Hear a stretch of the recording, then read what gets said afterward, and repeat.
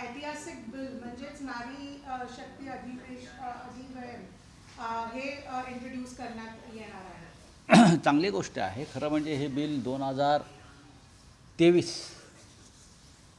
September 2023ला हे bill मंजूर झालेलं आहे. केंद्र सरकार देशाला फसवत आहे. 2023ला जे बिल नारी शक्ती किंवा महिलांना 33% आरक्षणासंदर्भात जे विधेयक मंजूर झालं आहे आणि त्या विधेयकामध्ये जनगणनेसंदर्भात काही महत्त्वाच्या सूचना होत्या, चर्चा होत्या, त्या न करता 2011च्या जनगणनेनुसारच हे विधेयक लागू होईल. त्यानंतर त्यासाठी खास मतदारसंघाच्या पुनर्रचनेसंदर्भातलं एक विधेयक आणलेलं आहे. बिल ऐतिहासिक आहे असं कोण म्हणत आहे? केंद्र सरकार म्हणत आहे. जर बिल ऐतिहासिक असेल तर महिलांना 33% आरक्षण सध्या जे 543 खासदारांचं बळ आहे किंवा जी ताकद आहे त्याच्यामध्ये द्या ना, काय हरकत नाही. त्यासाठी 800पेक्षा जास्त खासदार तुमच्या मनाप्रमाणे मतदारसंघ तोडून निर्माण करून तुम्हाला हे बिल लादायचं आहे. आमचा सगळ्यांचा त्याला विरोध आहे आणि हे बिल मंजूर करण्यासाठी 2/3 मेजॉरिटी त्यांना मिळणार नाही. हे बिल मंजूर होऊ शकत नाही या क्षणी. हे महिला नारी शक्ती बिल नसून हे फक्त भाजपा शक्ती बिल आहे आणि हे भाजपा शक्ती बिल आम्ही संसदेमध्ये मंजूर होऊ देणार नाही. विरोध करण्यासाठी टीएमसीचे जे खासदार आहेत ते अनुपस्थित राहणार आहेत असं काल सांगितलं गेलं. नाही, असं कोणी काही सांगितलेलं नाही आहे. मुळात केंद्र सरकारचाच हा डाव आहे की 5 राज्यात निवडणुका असताना हे बिल त्याने आणायची गरज नव्हती. जर तुम्हाला ऐतिहासिक बिल मंजूर करायचं आहे ना, तुम्हाला लोकशाही मजबूत करायची आहे, तुम्हाला लोकशाहीमध्ये महिलांचा सहभाग वाढवायचा आहे, पण द्रमुकच्या तृणमूल काँग्रेसच्या असंख्य महिला खासदार या प्रचारामध्ये गुंतलेल्या आहेत. त्यांना तुम्ही इथे येण्यापासून रोखलेलं आहे की हे खासदार येणार नाहीत आणि मग आम्ही हे बिल मंजूर करून घेऊ. हे कारस्थान महिला विधेयक बिल मंजूर करताना जे सरकार करत आहे त्यांनी इतिहासाच्या गोष्टी करू नयेत. पण सरकारचा हा गैरसमज आहे. द्रमुकचे सर्व खासदार उपस्थित राहत आहेत, केरळमधले सर्व खासदार उपस्थित राहत आहेत, ममता बॅनर्जी यांच्याशी चर्चा सुरू आहे. त्यांचे जे विविध जिल्ह्यामध्ये खासदार प्रचारासाठी गेलेले आहेत त्यांना एकत्र कलकत्त्यामध्ये आणून त्यांना मतदानाच्या दिवशी कसं आणता येईल यासाठी आम्ही सगळे कामाला लागलेलो आहोत. त्याच्यामुळे हे बिल 2/3 बहुमताने मंजूर होणार नाही. उद्धव ठाकरे बैठकीला उपस्थित होते. त्यांनी स्पष्टपणे सांगितलेलं आहे की टीएमसीच्या ममता दिदींशी मी चर्चा करतो आणि सगळे खासदार घेऊन येण्याची जबाबदारी माझी राहील. म्हणजे बैठकीमध्ये राहुल गांधीची नाराजी बघायला नेमकं काय झालं होतं ते? तुमचं स्टेटमेंट चुकीचं आहे. उद्धव ठाकरे असं म्हणालेले नाहीत की जबाबदारी माझी. विरोधी पक्षातल्या प्रमुख नेत्यांवरती समन्वयाचं काम आहे, त्यात उद्धव ठाकरे साहेब आहेत. उद्धवजी आणि ममता दिदींचे संबंध जिव्हाळ्याचे आहेत. त्यानंतर असं ठरण्यात आलं की ममता दिदींशी उद्धव ठाकरे साहेबांनी बोलावं आणि त्यांच्याशी चर्चा करावी आणि त्यानुसार उद्धव ठाकरे ममता दिदींशी बोलतील.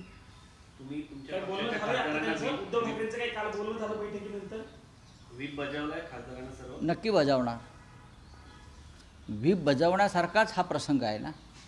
प्रत्येक पक्ष जर सत्ताधारी पक्ष व्हीप बजावत असेल तर विरोधी पक्षाच्या अनेक पक्षांना हा व्हीप बजावून आपल्या खासदारांना उपस्थित ठेवण्याची जबाबदारी स्वीकारावी लागेल. जे बैठकीमध्ये चर्चा झाली त्यानुसार पुढे काही आता या संदर्भात नियोजन ममता दिदींशी उद्धव ठाकरे बोललेत का, चर्चा झालीत का? सांगू ना. सर विरोध कसा करणार आहे, वॉकआउट करणार आणि तुमचं व्हिप निघालं का ऑलरेडी? निघेल ना व्हीप निघायला किती वेळ लागतो? वॉकआउट करणार आहे. कशा करता वॉकआउट करायचं? विरोध म्हणजे कसं प्रदर्शन करणार? मतदानातून हे बिल पाडलं जाईल. 362 असे 364 मतं असल्याशिवाय सरकारकडे हे बिल मंजूर होणार नाही. या क्षणी सरकार 292 वरती आहे, लक्षात घ्या. या क्षणी सरकारचा आकडा 292 आहे. तो फार तर 300 होऊ शकेल. आम्ही सगळे एकजुटीने काम करतो. समाजवादी पार्टीचा आकडा मोठा आहे, तृणमूल काँग्रेसचा आकडा मोठा आहे, द्रमुकचा आकडा मोठा आहे, काँग्रेस 100च्या आसपास आहे, राष्ट्रवादी काँग्रेस शिवसेनासुद्धा दोन्ही मिळून 17 ते 20च्या आसपास आम्ही आहोत. अशा वेळेला हे बिल सहज मंजूर होईल या भ्रमात कोणी राहू नये. उद्धव ठाकरे यांचा ममता बॅनर्जी यांच्याशी संवाद साधला. जेव्हा त्यांच्याशी संवाद होईल तेव्हा नक्की आम्ही तुम्हाला कळवू. सर, मागच्या 3 कृषी कायद्याच्या वेळेस आम्ही बघितलं, देशाने बघितलं, अनेक पक्षांनी याचा विरोध म्हणून वॉकआउट केलं आणि ते बिल मंजूर झाले. या वेळेला असं काही करणार नाही, कारण सरकारला यामधून मदत होते. या वेळेला सरकारला मदत जे करतील ते देशाचे दुश्मन असतील, एवढंच आम्ही सांगू. सरकारला कोणत्याही प्रकारची मदत करणाऱ्या शक्ती जर संसदेमध्ये आमच्याबरोबर असतील तर त्यांचा मुखवटा गळून पडेल. असं काही होईल असं मला वाटत नाही. राहुल गांधी सांगतात हिस्सा चोरी ते अलाव करणार नाही. ओबीसी, दलित, आदिवासी यांचे एक लक्षात घ्या, शिवसेना म्हणजे माननीय उद्धव बाळासाहेब ठाकरे यांच्यासह विरोधी पक्षातल्या कोणत्याही नेत्याचा किंवा संघटनेचा आणि पक्षाचा महिला आरक्षणाला अजिबात विरोध नाही. हे बिल आधीच मंजूर झालेलं आहे, सगळ्यांनी मंजूर केलेलं आहे. पण या निमित्तानं या बिलाचा आड भारतीय जनता पक्ष, मोदी वगैरे लोक जी मनमानी करतायत मतदारसंघ पुनर्रचनेच्या बाबतीत, त्याला आमचा विरोध आहे आणि तो विरोध राहणार. सर, सरकारने काही चर्चेसाठी तुमच्याशी चर्चा करण्याचा प्रयत्न केलाय का विरोधी पक्षाशी? सरकारनं चर्चा आधी करायलाच पाहिजे होती. आता बिलाचा मसुदा समोर आल्यावरती तुम्ही काय चर्चा करणार? सरकारला जर हे ऐतिहासिक बिल खरोखर मंजूर करायचं असतं तर सरकारनं 2023 साली जी आश्वासनं दिलेली आहेत, जनगणनेसंदर्भात किंवा इतर काही सेन्सस संदर्भात, ती पाळली असती आणि 5 राज्यांच्या निवडणुकांनंतर आपण एकत्र चर्चा करू.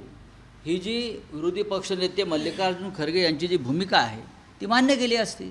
8 दिवसांनी काय मोठा आकाश सरकार देशावरती कोसळलं असतं मला सांगा.